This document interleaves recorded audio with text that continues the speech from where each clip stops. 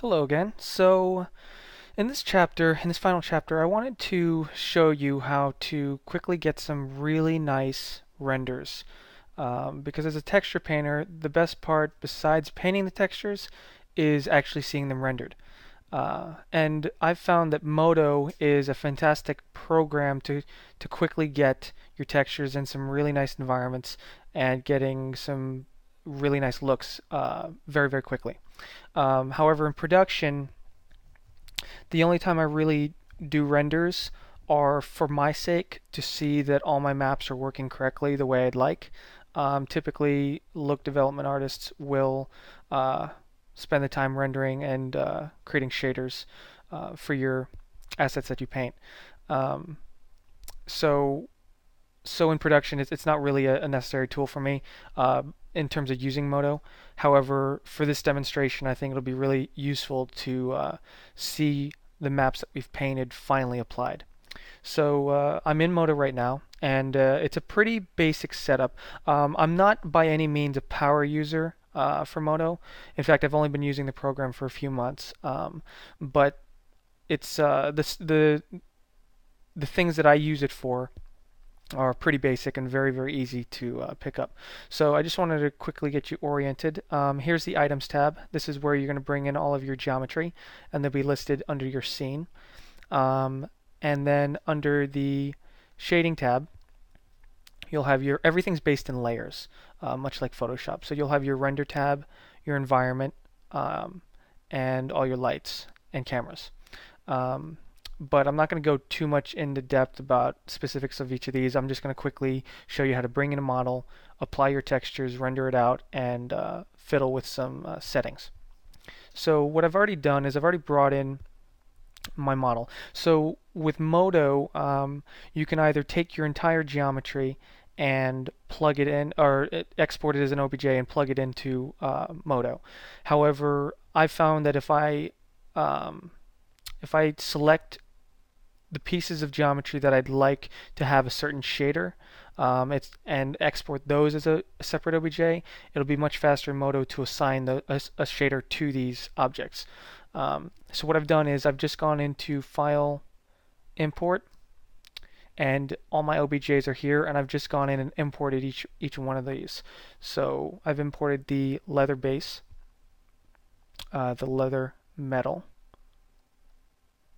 the glass metal bits. And I've also done a backdrop, which is a simple just backdrop for this tutorial. However, I'm going to leave this off for now until we turn on some global illumination. So here's my basic, and this leather metal is just all the bits behind this asset. If you tumble around, get all those bits. But we're never going to see those, so I'm really not going to focus on applying anything to them. And here are your tools for rotating, moving, and zooming. So what I want to do now is start applying some shaders. So the best way to do that is I'm in my render tab, and it's all pretty much standard right out of Modo. This is the setup I use. I don't fiddle with anything in terms of layout. It works for what I need. But what I'm going to do is I'm going to select the mesh for this item, the leather, and then hit M.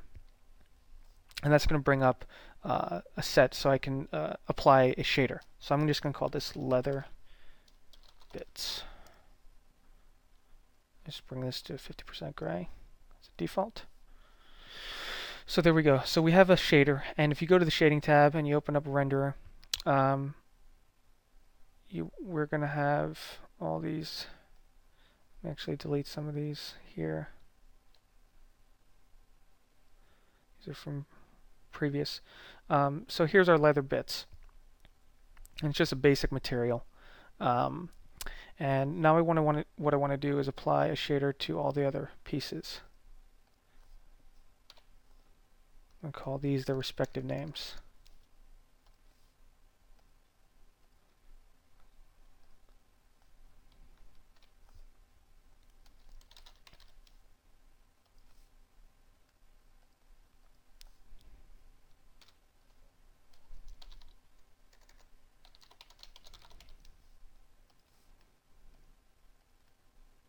And I'm going to leave this backdrop for right now because it doesn't really need a texture. So now in my shading tab, I have all my shaders. And they're all bunched in between the base material and the base shader. And this is where you want to have all your shaders live. And so now I want to start applying some maps. So I'm going to bring down this and go into underneath the leather bits and click on this tab here and just go to image map. I'm going to load an image and find my leather bits color. It's going to come in. So there we go. And now I'm going to, so by default everything comes in as diffuse. So now I want to bring in, I'm just going to start bringing in all the color maps.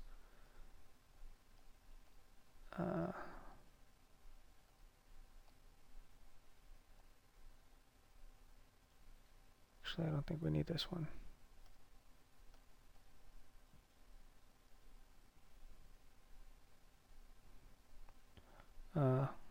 I'll reload that later. Let me bring in metal bits. Load image. Here.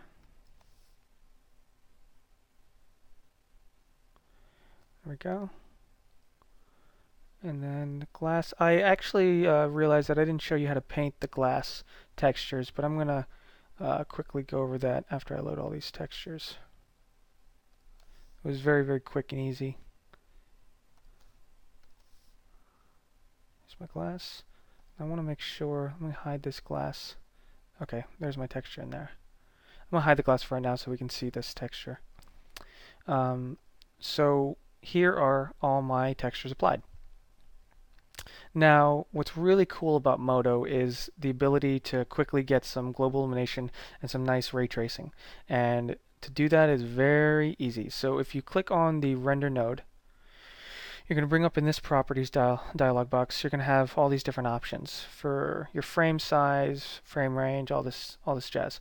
I've clicked on render region. I'll show you this in a sec, where you can actually, once you hit a render, you can select a region and render it much like in Maya. But in here, in Global Illumination tab, currently it's not enabled, so I'm just going to click it. And very quickly, we can see in the render window, Global Illumination has been turned on, and it's very, very easy. For right now, I'm going to leave all these settings as is. I'm going to look at my settings here. I'm not going to mess with any of these either. So right now, I have a very nice Global Illumination based off of this generic environment. But I want to get some more interesting things going on. So I want to start implementing some HDRIs. And before I do that, I want to load my backdrop. So if you hit F9, it'll bring up your render. And you can see very quickly it goes into the this really, really nice basic render with global illumination and a basic backdrop. And what happens is every time you render something, it saves them in each one of these tabs, so you can toggle back and forth to see the changes. But obviously I don't like this neutral background, so I'm going to bring in this bathroom probe that I've enjoyed for some of my renders. And the nice thing about Modo again is you see everything update immediately, which has been really awesome in my experience. And I'm just going to start taking some of this stuff down and messing with some.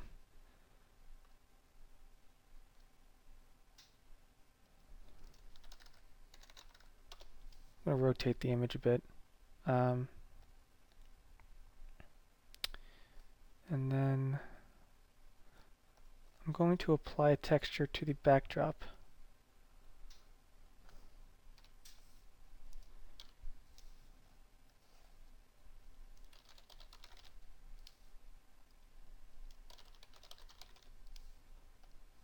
So we can get a flat color there so it's a bit more neutral.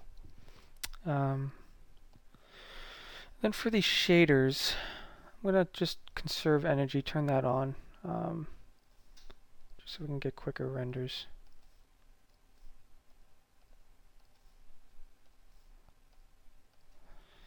And I'm going to start noodling with the material for the leather, because I'm not quite happy with it. So I'm going to turn this down. I think the diffuse is a bit high. And now these are all settings that I'm just arbitrarily plugging in. And you can just, again, for your own sake, just kind of apply your own stuff and start just messing with some of the settings. That's basically one of the ways I've learned this program is just start messing with things and seeing how they all work together. Turn on blurry reflections. Crank this up a bit. And so far that's pretty good for me. This is pretty representative of what I want. So I'm going to go to the middle bits, start adjusting this shader.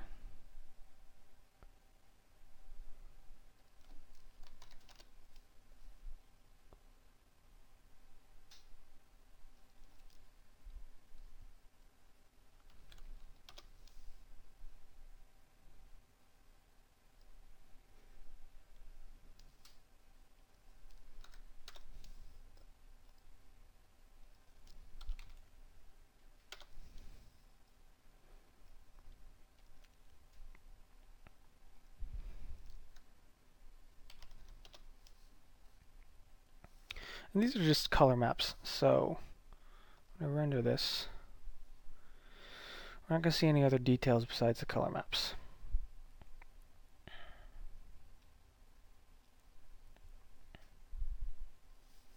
So already we're getting it into a better zone. So let's start bringing in other maps.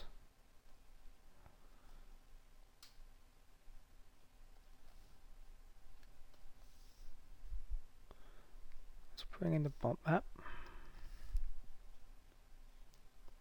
And currently it comes in as a diffuse. So if I right click, I can turn this to bump. And now I have it as a bump map. And this bump map I can independently adjust. So if I turn off my diffuse map and render this,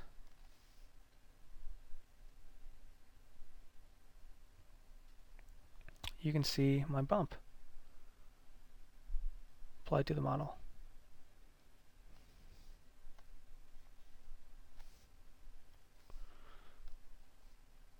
And I'm going to quickly go through and load all these textures because it's going to take a while to load everything.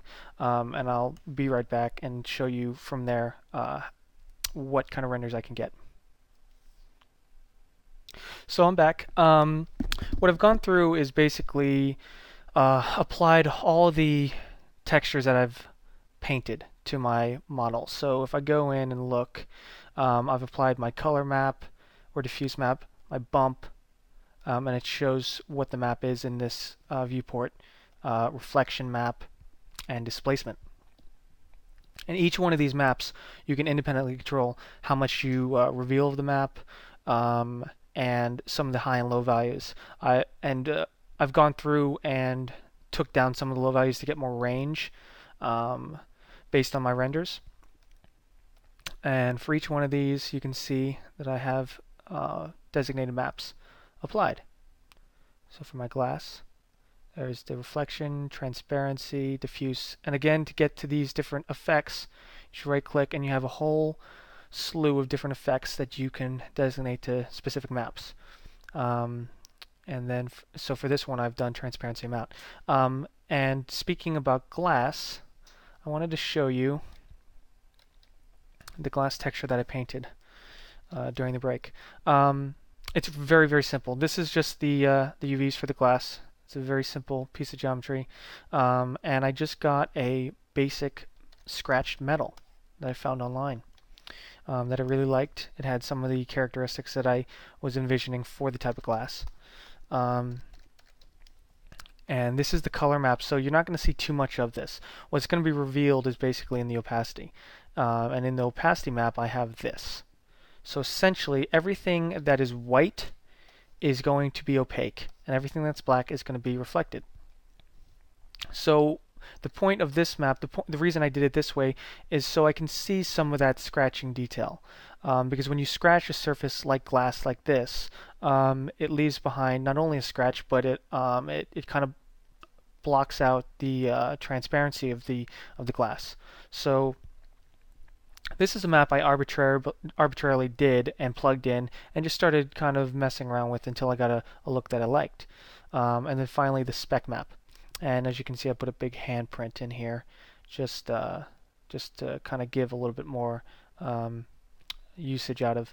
And basically spec map is the pretty much exactly the same as my opacity map. And the reason behind my spec map is basically, again, anything that's white is going to reflect, and anything that's black is going to be opaque. And I wanted to intentionally get these highlights from my color map to reflect more, because they're going to be seen from my opacity map. And from my experience, I just get a really nice look when I create my glass like this. As you can see, I don't have a displacement or bump, because like the metal, I really wanted to accentuate the really hard shiny surfaces from the organic leather. So that was the reasoning behind that. And if we want to hit render,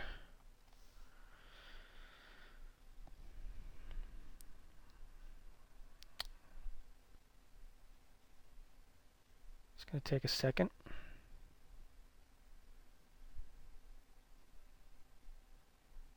Now the whole setup time for this is about a half an hour. So for me, setting this up in half an hour and being able to achieve the look that I've currently have has been really awesome, because very, very quickly I can get my textures into a program and render out some really nice, highly detailed maps on top of the object. What I've done was I've applied all these different maps, and I showed you how to turn on the global illumination, and this is basically just a bathroom probe. It's a really simple image that I've kind of rotated around until I got a nice reflection in this glass. Now it's one thing to keep in mind, displacement and glass that has any kind of refraction and subsurface obviously are going to be very time intensive on the renderer.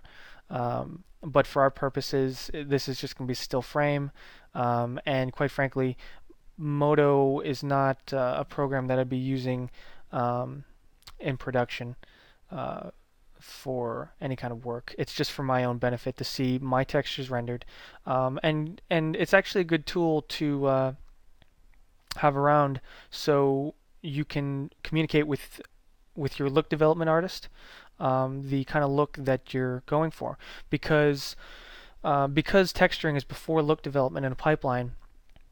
As a texture painter, I do a lot of the grunt work in terms of looking for the reference and finding the right materials and textures that I want to try to recreate. So I have all that reference there already, and when I pass my textures off to my look development artist, typically I'll show them renders that I've done and all the reference that I've collected. So they have a good leg up in terms of developing the right shaders and tweaking the right parameters in terms of getting the look that I kind of envisioned. So you can see here we get some really nice reflection kicks from the HDRI. All our displacements working really nice. We get some of this buckling from the displacement that we painted on that side, and then that mask that we did, that we kind of etched out. It's working really, really well.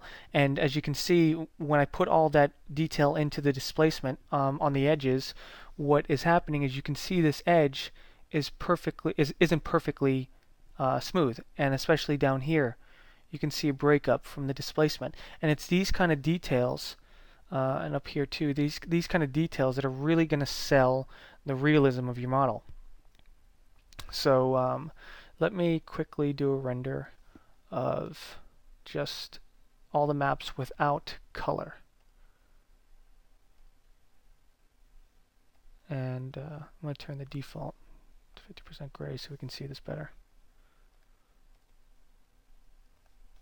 Oops.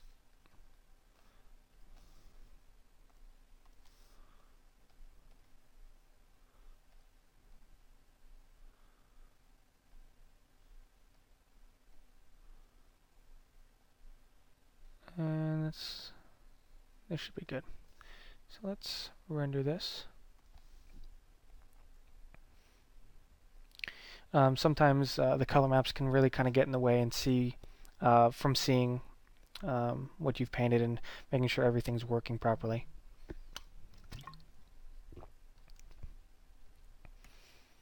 So I just wanted to show you without the color maps what's going on. More of a sculptural look, so we can see all the maps working together. And this is also a good tool to see areas that you may want to improve or revise. So you can see from our displacement map, we have this really fine detail on this corner. And if I were to zoom in, there's a lot of nice kind of spiking that happens, really subtle and really small, but it gives that illusion of a really worn edge of leather. And then you can see our spec maps, or reflection maps, working really nicely along this edge to define that gold foil. And again, inside the glass here, that map that we painted to get the gold foil around is working extremely well and exactly what we want.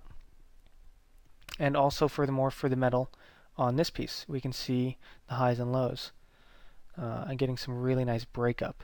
And then you can see much better this profile edge breaking up from the displacement that we painted, and these cracks that we etched out and applied a couple levels of curves to get these to poke out a bit and raise.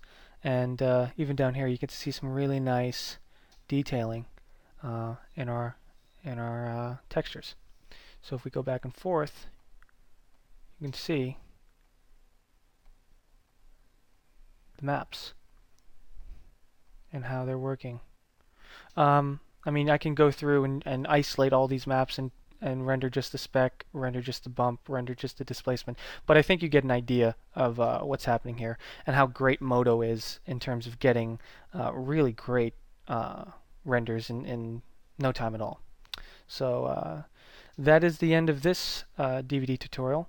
And I just want to thank you for sitting with me for as long as you have. And I hope that you've learned a couple things for texture painting. And I look forward to seeing you guys on my next DVD when I tackle some more advanced techniques for painting creatures.